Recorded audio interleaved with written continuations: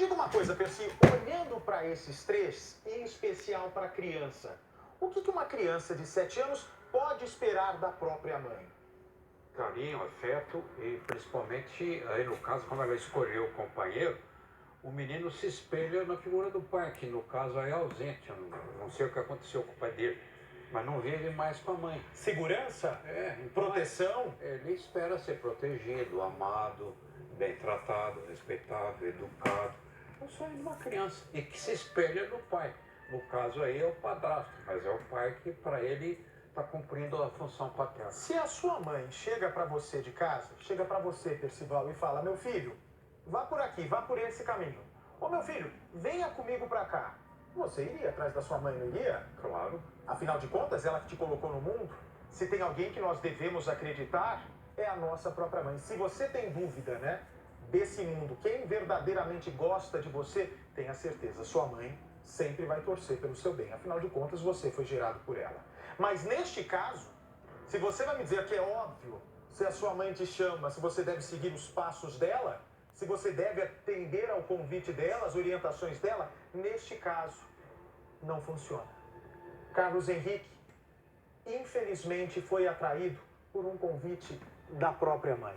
Me dá a imagem, por favor, do circuito de segurança. Aí está. Essa imagem mostra José Nilton, o padrasto, levando o menino para a morte. Aí está.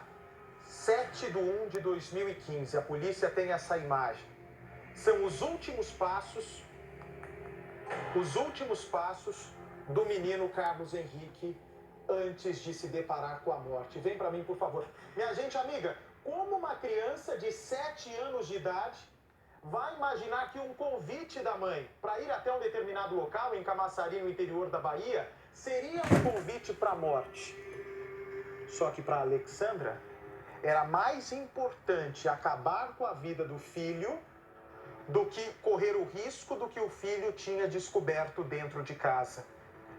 Carlos Henrique ouviu uma conversa entre a mãe e o padrasto que poderia colocar Alexandra em risco. Alexandra, em vez de aceitar o risco e explicar para a criança que ela poderia se regenerar, que ela poderia ser uma mãe diferente, não. Ela pretende e acaba consumando o assassinato do próprio filho. Aí eu vou perguntar para você de casa.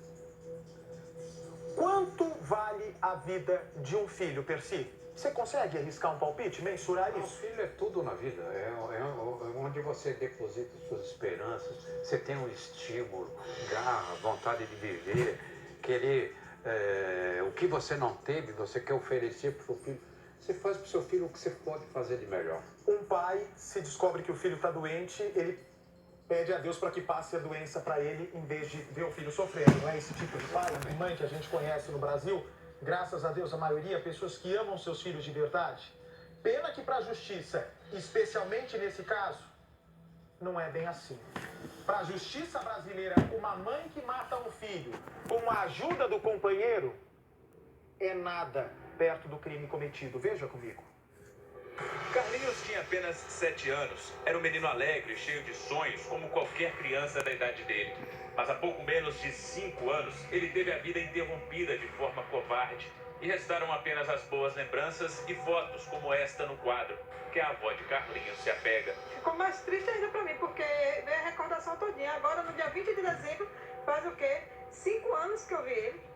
A última vez que ele saiu, dia 20 de dezembro, que ela veio buscar ele aqui mesmo, na minha casa.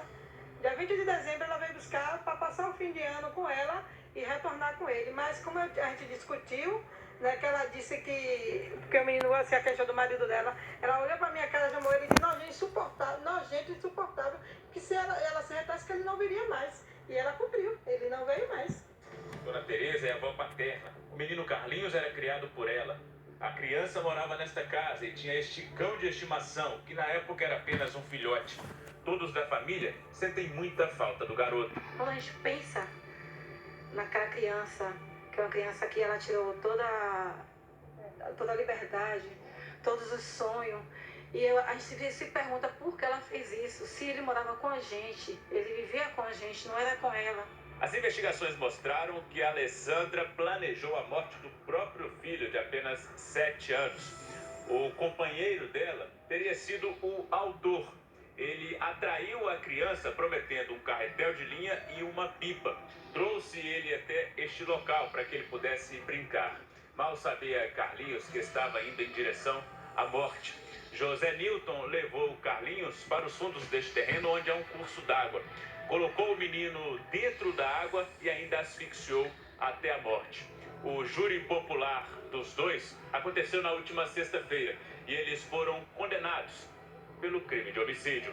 José Nilton Pereira da Silva aparece em imagens de câmeras de segurança pouco antes do homicídio, acompanhado da criança, bem próximo do local do crime, que é aqui perto da linha do trem.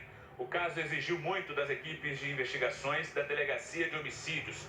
A condenação de José Nilton e Alexandra amenizou o sofrimento da família. O sentimento da família agora é um sentimento de justiça, né?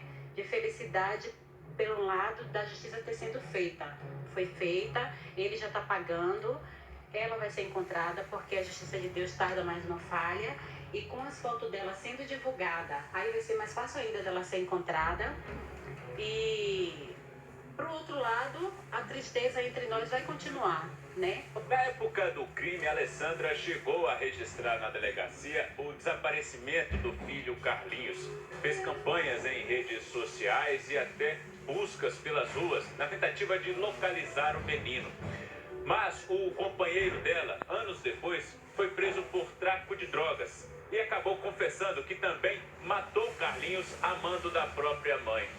Os dois foram indiciados e um mandado de prisão foi expedido contra Alessandra, que desde então segue como foragida da justiça. No julgamento, apenas José Nilton, que já estava preso, compareceu. Alessandra foi julgada à revelia. Mesmo sem comparecer ao tribunal do júri, Alexandra Moura da Silva foi julgada e condenada pelo homicídio do filho a 32 anos de prisão. José Nilton, que já está preso, pegou uma pena de 21 anos e 4 meses de reclusão. A família de Carlinhos agora espera que Alexandra seja encontrada e pague pelo crime bárbaro que cometeu. Eu quero ver ela presa, ela pagando pelo erro dela. Porque, se ela, como ela diz, mandou recado há anos atrás para mim que ela não foi ela tinha que demonstrar agora. Está lá presente, para mostrar que ela não era culpada. Mas, no entanto, ela fugiu. Ela não estava lá. Então, aí foi onde ela mostrou mesmo que ela é a culpada. 32 anos de prisão. O número é bonito, né? Se fosse verdade, se na prática ela ficasse 32 anos ininterruptos presa. Mas não. Primeira vez que comete um crime, a justiça brasileira acha que essa mulher é completamente... ela pode se regenerar. Ela pode viver entre nós. Isso é o que acha a Constituição medíocre de 1940. De 1940 é medíocre. É uma legislação que não vê rosto de vítima. Esse é o problema, minha gente amiga. Não é palpável. É um código penal frio, que não sente a nossa dor, que não sente o peso que carrega o nosso povo. Como, por exemplo, esse caso.